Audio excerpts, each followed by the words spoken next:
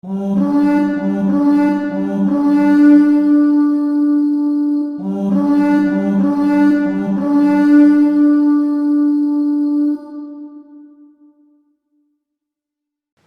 my brothers and sisters of the Order, I am Templar, and welcome back to another video on history. And today for this Celtic history video, we are actually going to be looking at why the Romans failed to conquer Scotland. Or in this case, why they failed to invade Scotland. Now this is actually a really big one in many parts and points, mainly because many people don't realize this, and many points in history that people don't actually know anything about it. In truth, the Romans did actually try invading Scotland, technically sometime after they invaded Britannia. But of which, let me actually start to explain to y'all why it's technically impossible to invade Scotland first, and of which is kind of why we had to understand this. In truth, the reason why Scotland was impossible to invade in the first place was because of its geography, terrain, and pretty much the fog. Now, that's the big three reasons, but I'll get to more in detail in that very soon. Now, how about though we get a little more accurate into this of what it would have actually been about. Why the Romans technically, well, failed. Now, of which I pretty much know a lot of y'all pretty much try and look this up and you're like, oh, it's obvious. This and that. Well, in truth, actually, the Celts was one big version. However, Scotland technically is not Scotland. This is long before the Scots ever invaded Scotland, of which none of y'all understand history. Scottish people actually came from, well, Ireland, in which it's kind of freaking hilarious of how many people don't understand that. Now, in truth, though, Scotland, as we understand it back then, was actually either called Caledonia or Pictland, and of which, that's the major reason. Now, I hear many of you already, Templar, what do you mean? Is it this or is it that? Well, it depends on the tribe, and of which, Britannia is this one type of vision of, well, form that the Romans called. And in truth, though, the Picts actually never actually called their land anything. The same with the Caledonii. However, the Caledonians are more of a British type people, or Britain type people, from the lands near identical to the Welsh. So, yeah, but I'll get to that very soon. Now, when did the Romans start to invade Scotland? Well, in truth, this is actually sometime after the Romans invaded the second time. Well, actually, the third time, if none of y'all understand the history of when Julius Caesar invaded Scotland. This video, or including even maybe with the Caradicus and such, so that way y'all can understand history. Anyways, I want y'all to understand it a little more in detail. Now, in truth, though, this is during the time of Claudius Caesar, so we gotta put that into point. Now, this is technically after the Romans invaded and after the Boudiccan Revolt, especially. It was actually around 30 years after the war with Boudica and such, so technically long after, and somewhere during the time of the 70s AD, and in which this campaign actually was technically first led by I want to say Julius Agricola, Julius Agricola, who of which invaded, and actually it took him 7 years, people, to actually try and conquer the said region. Problem is, he didn't do a very good job. And in fact, it's actually stated that the region he had actually invaded only, technically was north of Hadrian's Wall. Or, technically, this is actually sometime before Hadrian's Wall, but you see my point. Now, in doing so, it's actually stated that, well, General Agricola actually started to fail mainly because of the fact of the forces that the Celts actually had, especially the Picts. Now, in truth, though, the Caledonians actually welcomed the said Romans in. Technically, they were treated more of them as allies, in which it was technically a lot easier for them. However, when Agricola and his forces started to march further northward, they got their ashes put back. Now, if none of you understand what I mean by this, in truth, the Celts of the Pictish type people, the region of Scotland, it was actually controlled by many tribes and many groups. However, the groups that are actually known to the Romans, to the forms of friends, were the Caledonii, and their enemies, the Picti, or painted ones. Now, in truth, though, the Caledonii, as I stated, were technically of a type of people that were near identical to the Britons, or in this case, the Welsh, as we put it today. Now, in truth, though, back then, the Caledonii are technically, yes, the last of the British people, or technically the, I want to say, the ancient Britons only in Scotland. And in truth, the Caledonians technically lived in the northern hemisphere, or tonight, well, I want to say northern hemisphere of England and the southern hemisphere of Scotland.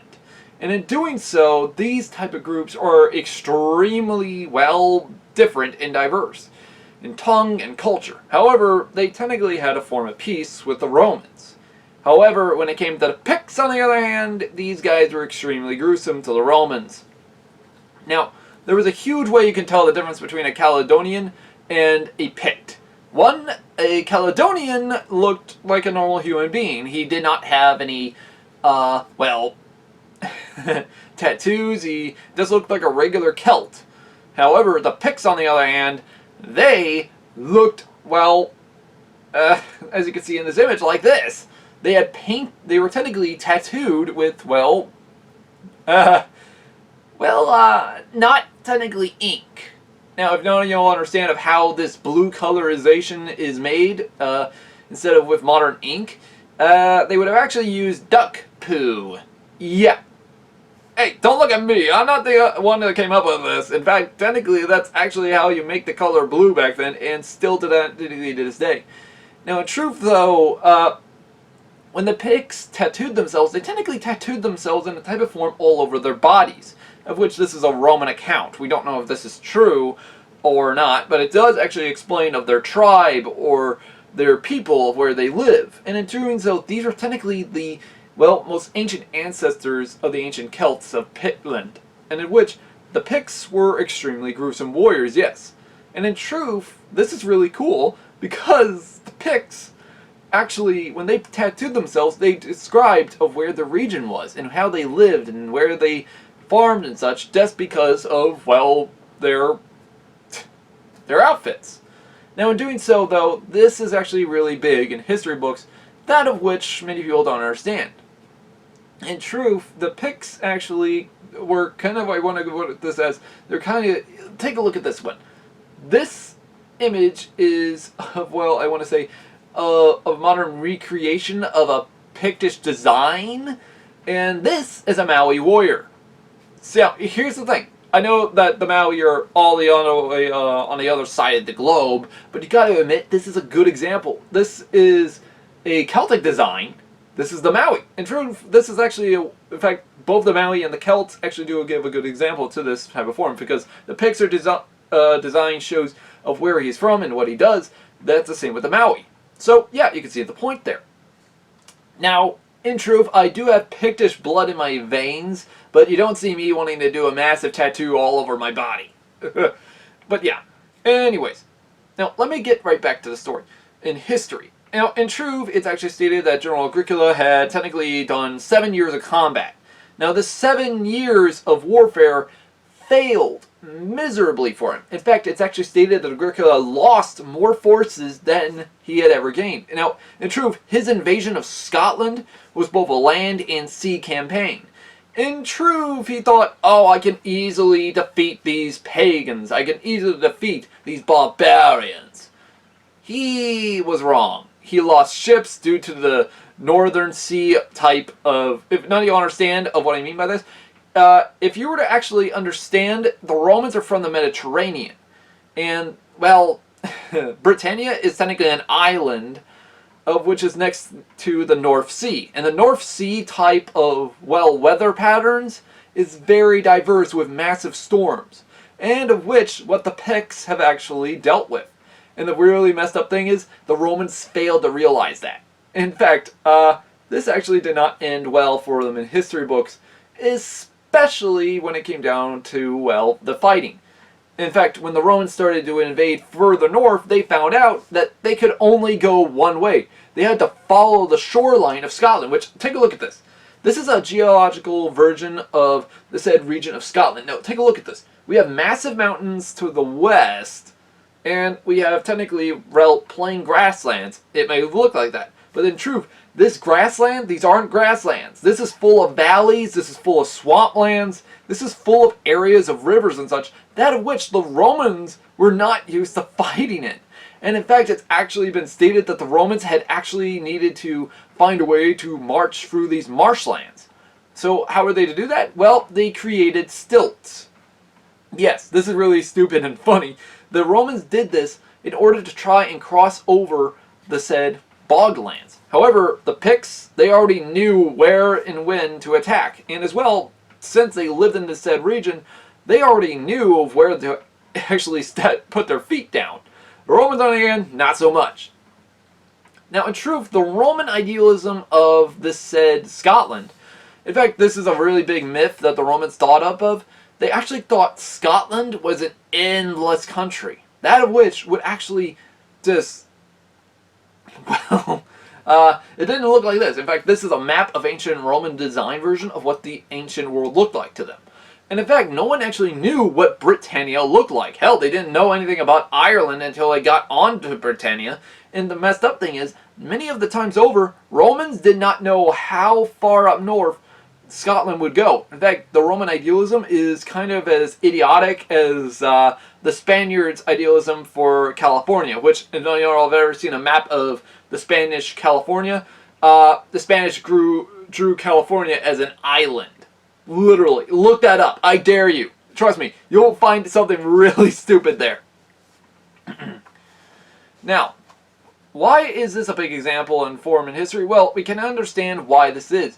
Now, through these 7 years of combat, it's actually stated that the Romans technically failed miserably, lost, I want to say millions, but technically thousands of soldiers due to the Picts using guerrilla-style warfare.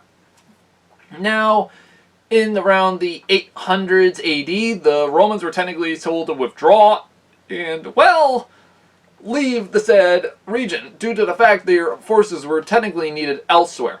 Now, in the truth, though, the Romans did leave a number of forts and fortifications in the said region, but we don't know how many. But this would technically later on lead up to a wall that would later on be known as the Hadrians Wall. However, that's the point in which we have to understand. In which, why did the Romans actually keep failing to invade? Well, the Picts were extremely different compared to the Britons. And in truth, every time the Romans pushed northward, they got being pushed southward by the Picts. But in truth, by the year of 122 AD, Hadrian's Wall was now established by the Emperor Hadrian. Now, why? Kind of obvious. He didn't want the Picts to keep coming inward. In fact, it's actually been stated that the Picts were a ferocious people that kept invading Britannia from the north. And as well, the Romans couldn't stop them in time before they kept destroying villages. So, Emperor Hadrian thought to himself, well, we might as well just put a stop to this. Let's just build a damn wall. And it worked. It actually kept the Picts out. Problem is, by the time Emperor Hadrian died, a new emperor came to the throne, who of which was Antonius Pius? Hang on, did I write that correctly? Antonius Pius, yeah. Technically, look as though it says penis, though. Anyways, by 138 AD, it's actually stated that, well, he actually wanted to now establish a new type of wall further north of Hadrian's Wall that would have been known as the Hadrian Wall. And which, this is a forgotten wall in history for one big reason. It didn't work. The Romans tried to establish it, the Picts just got forward and destroyed it. In doing so, the Romans lost more forces than they ever gained. And in doing so, the Roman wall had to be established over and over again. In fact, it had to be rebuilt and redone in order to actually stop the Picts. In fact, I don't know if many of y'all actually get the Science Channel or whatever, but there is actually a show called Unearthed, of which actually shows the history of the Roman wall, of the Hadrian's Wall, in which it's really cool of how they actually show on what they had to do. In fact, the Romans had to build ditches. They had to establish a type of network that of which they could stop the Picts. In truth, it's not just done, say, in the lands of Scotland, but also throughout the entire empire. And in fact, by the time of Hadrian, he wanted to build a massive wall around the empire, especially in Britannia. While in the Middle East, they were, and I think parts of Egypt and deserts and such of Africa, they actually were building outposts. But in the region of, say, Europe and, well, Britannia, they had to build a massive wall. However, the wall in Europe was made out of wood, while the wall in Scotland, or technically England at the time, was actually made out of stone. Well, technically that's a later version, but you can see my point. And in doing so, you gotta understand this. Why were they trying to keep these people out? Kind of obvious. These people were gruesome warriors. In truth, the Picts were a very gruesome people, yes. In fact, it's even stated that an emperor, I can't remember his name, but also his son, were even killed in the lands of, well, the Pictish homeland. And it's actually stated that both him and his son were killed by a massive group of Picts. Now, we don't know if that's true or not, but in truth, though, the Picts were a gruesome warrior group. Now, in truth, though, that's the thing. The Picts, they did not know when to give up. They kept fighting. In fact, it's actually been stated that the Picts somehow managed to actually get past the wall over dozens of times, and in doing so, actually raided towns as far as modern-day York. Now, that's far down north, to the south of Hadrian's Wall. And in doing so, that's my point. Just think about this. The Romans tried their best to build wall after wall into Scotland, but failed miserably because the Picts were a gruesome warrior group. And in fact, it didn't help out the fact that the Romans technically kept losing massive armies. In fact, it's actually stated that in the year, I want to say, I think it was 200 AD that a Roman force actually got slaughtered, or so we're told, that of which it was stated that they were actually slaughtered by a massive group of Celts, that of which the Celts were forcing the Romans to chase after them. The Roman general Icarius Tarquinius, I think his name was? Yeah, Arcanus, who of which actually was stated to have actually charged after him. Kind of like the idiot Varus from that actually was slaughtered in Germania. And in fact, it's actually stated that only a handful of these Roman soldiers actually survived to actually go back to the Hadrian's Wall. In fact, there is even a movie called The Centurion, of which does give a good example of what actually happened to them. They got slaughtered, they couldn't get their way out, and they had to find their best way out. So, you see my point. In truth, the Romans just lost. I mean, they massively lost a massive amount of number. How many? Well, we don't know because there are many stories about it. But it's actually stated that the Celts of the Pictish people actually used a type of form of guerrilla-style warfare. Now, just imagine that. Just imagine that. The guerrilla-style warfare, that of which the Romans were not used to. Now, I hear many of you already, oh, but Templar, what does that prove? Well, here's the thing. A Celtic people warrior group, that of which are perfectly ample enough to use guerrilla-style warfare, especially in their own homeland. Now, we do know something about the Celtic Pictish people, that of which they would have worn light armor. In fact, there is, as I stated before, there's a lot of ancient myth about the Celtic warriors, how they fought, as which the Romans stated they fought merely naked, which is a theatrical term or a Victorian-style idealism that means that they fought naked. This is really idiotic because this is really funny because people don't realize this, but the Picts and Celts, or whatever you want to call them, did not fight naked. The same thing could be said about the Germanic warriors. In fact, the Celts fighting naked is as much of an idiotic myth as a horned helmet. See my point? In truth, though, the Picts would have actually fought lightly armed. Now, there would be many designs of armor they would have used. Now, in truth, they would have used some metal helmets like this, but they would have also used, technically, padded armor, or a type of padded, I want to call it a cloak, if I could call it that. What do I mean by a padded cloak? Well, in truth, it's technically a elongated type cloak. This cloak would actually go all the way down to the body. Kind of like a monk's robe, for example. However, the inner lining of the said cloak would actually be made out of padded. In other words, it would technically have a arming type wear in underneath. Now, what does that mean? Kind of obvious. If I was to wear this type of armor, what it would actually be done is that I would have to be wearing said, well, as I stated, a cloak. In fact, this is an image here of this perfect example of it. And as we can understand, this warrior here, he's wearing a robe. This robe, in the process, would be, well, on the inside, it would have a sleeveless type arming wear that would have been sewn into it. In doing so, this both keeps the person warm And it, as well, actually, this is really cool because sometimes there were many myths that this armor was actually magical. In fact, a Roman legionnaire actually put down in a story about it that the weapon, as though he had used, his gladius had actually bounced off of the warrior itself, almost as though these men were made out of stone. Which, you gotta admit, that's kind of horrifying. Because if you were a Roman and you were being attacked at night by these people, you would vision these people as monsters. In fact, let me put the rest of this type of journal or letter entry, that of which the Roman legionnaire was stated to have placed. He stated that these warriors fought as though as demons from the underworld, and of which, in the process, their eyes glowed in the night, and as even the sharp, jagged teeth emerged from them.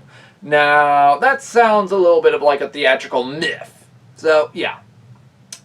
However, though, what armor and weaponry did they use? Well, as I stated, they mostly used light armoring padded armor. However, it is stated, though, they might have actually worn riveted mail sleeves, maybe. And as well, they might have actually also worn scale armor.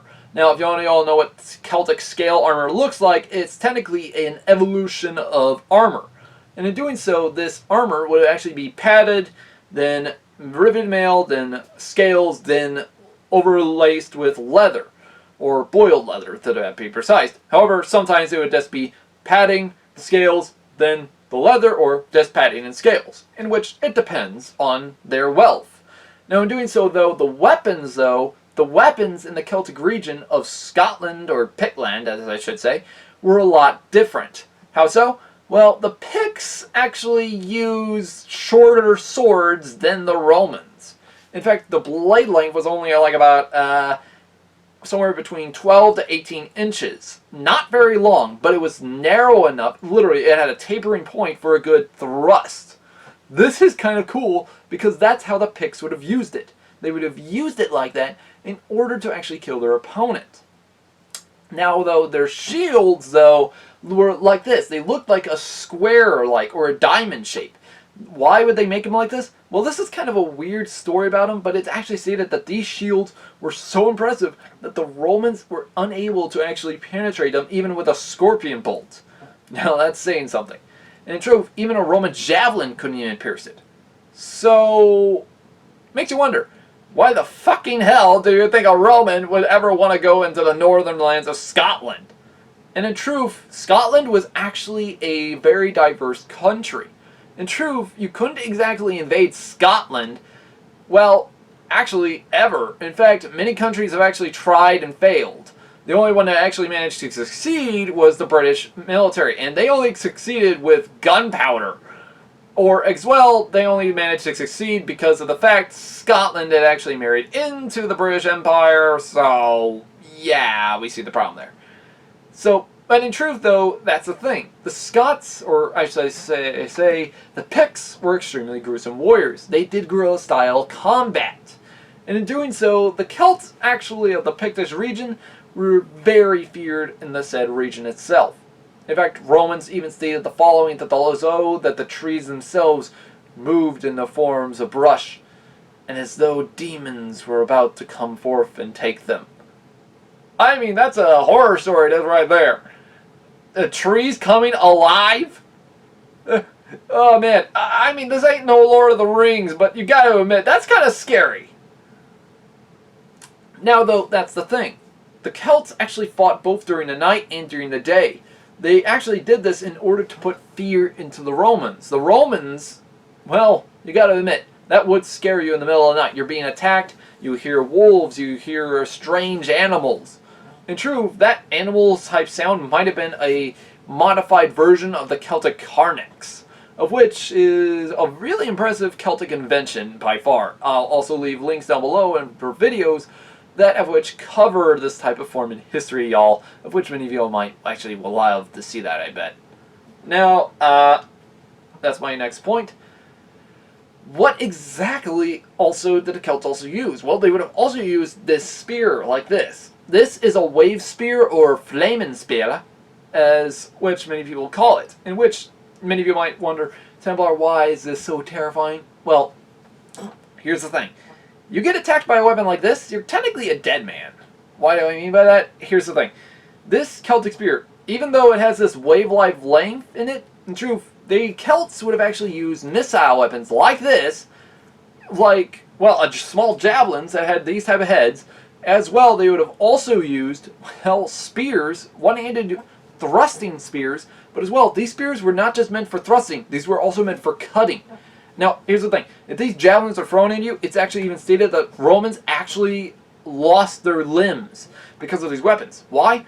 Well, due to this blade-like shape, it actually stated that if you were to throw it, and even if it nicks you, it can go right into the bone. That means I could probably lose my arm. In fact, it's even been stated when a Roman invasion of Pictland had actually commenced, it's actually stated that a Roman legion had lost so many men. It's even stated that one Roman legionnaire lost his leg. Literally, his leg.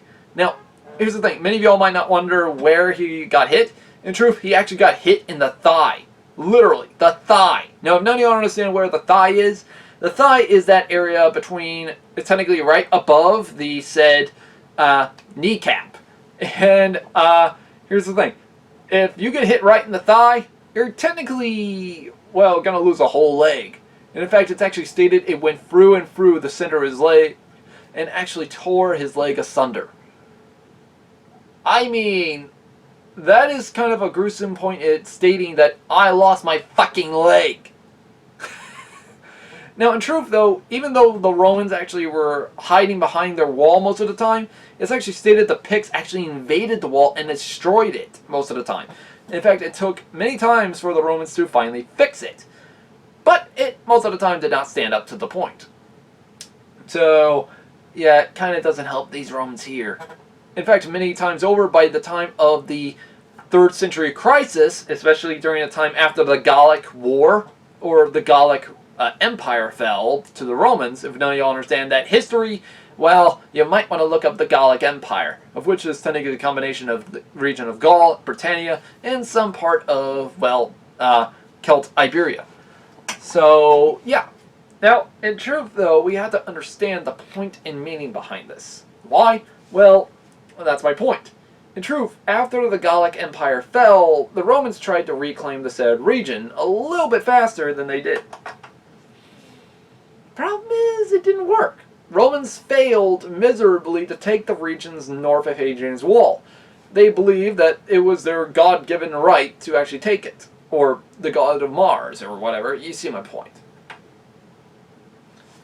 Now, this is actually very horrifying for the Romans in general because of the fact the Romans failed time and time again to invade. Because let's imagine that. You invade Scotland once, you fail. You invade it twice, you fail. You invade it thrice, you fail. Technically, they've done so many invasions, there's not that much information about it. And in fact, it's actually stated that the many times that Rome tried to invade Scotland actually outweighs that of how many times Britain invades Scotland. So, oh, that's a lot of dead. But in truth, the region, now, in truth, as I stated before, the Scots, or should I say Picts at the time, lived in a type of region of Scotland, that of which was technically, well, full of mountains, swampland, fog.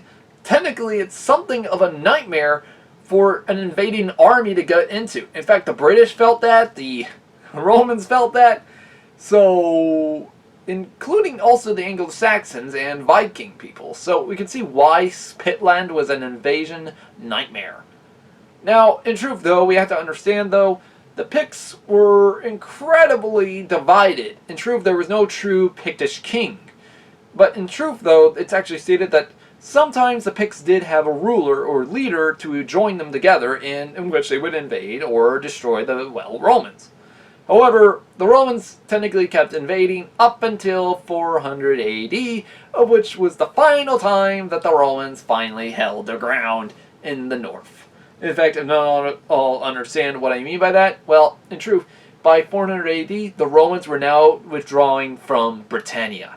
And in doing so, that explains a lot. Why? Here's the thing. Try and invade the said region of Britannia now. All your army is taken, and now your defense force is taken away to defend the rest of the empire. the Picts are now invading the said region of Britannia to reclaim it. And in doing so, this later on brings forth the region of, as we already know it, as the people of the Saxons and such, yada yada yada.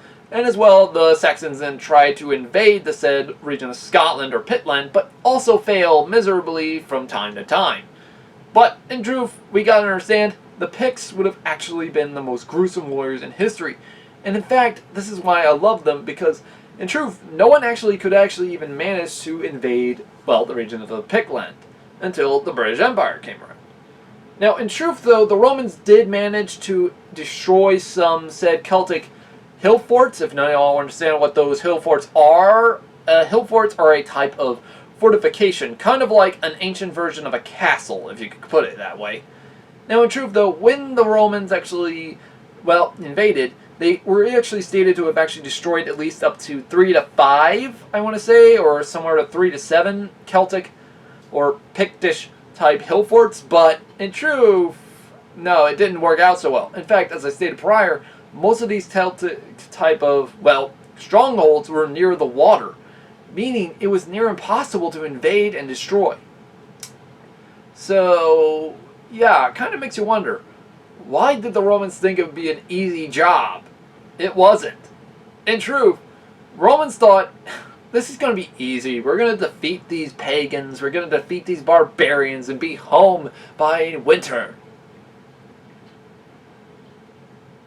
Wrong there. In fact, for over the thousands of Roman dead, it's actually stated that many times they were actually punished or tortured in a type of form. Now, what is that supposed to mean? Well, they were actually, this has actually been stated that many Roman heads were actually stated to have been thrown over the Hadrians Wall into the garrison divisions. Roman legionnaires were so terrified, they never wanted to even go anywhere near the said region of Pictish homeland. But this is kind of horrifying. Now, many of you might start saying, but Templar, couldn't those Picts be shot? Not exactly. In fact, it's actually been stated that these heads would have been thrown into their home, or the strongholds, of which this is a Roman barracks area of the said Hadrian's Wall. They would have been thrown into this area in the middle of the night. Just imagine seeing that. Or as well, they would have even been placed on spears in the middle of the night, and by morning, the Romans see it and they're horrified. Just imagine if you saw that. Your ally, your friend, your cousin, your family member, he's dead. He is dead. And you're here and you're horrified because you're worried the Picts are going to come for me next. Because if they could do this to me in the middle of our fortifications in the middle of the night without us knowing, they're going to come at me. Now, in truth, though, sometimes it's actually stated that the Picts actually were stated to have gutted Romans alive and nailed them to trees. Huh. That's kind of horrifying. And as well, there have even been Celtic rituals such as this, the Wickerman, of which I don't even know how the hell we get the Burning Man situation out of this, because that's kind of a little messed up. But yeah, the Wickerman is where they would take hundreds of thousands of, sometimes, well, we don't know how many Romans or prisoners of war, and sacrifice them, well, yeah, sacrifice them to the goddess Morrigan. If none of y'all know who the goddess Morrigan is, she is the goddess of war.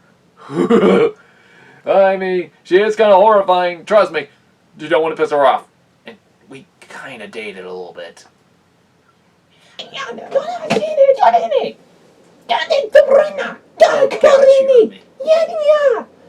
Please kill me already. You know how horrifying it is. It will grow every once in a while.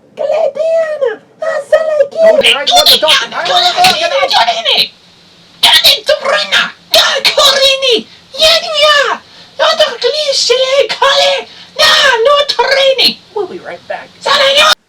Hey guys, sorry about that problem. Morgan took my helmet away. So, yeah, and she beat the living snot out of me when yeah. Oh, let's just say I think my body's gonna be aching for about a week now.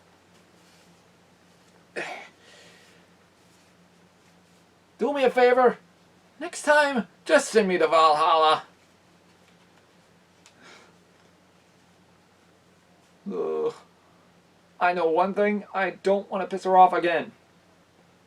So, yeah. Anyways, guys, hopefully you liked this video. Like and subscribe. Also, click that bell button for notifications when our next upcoming video comes on.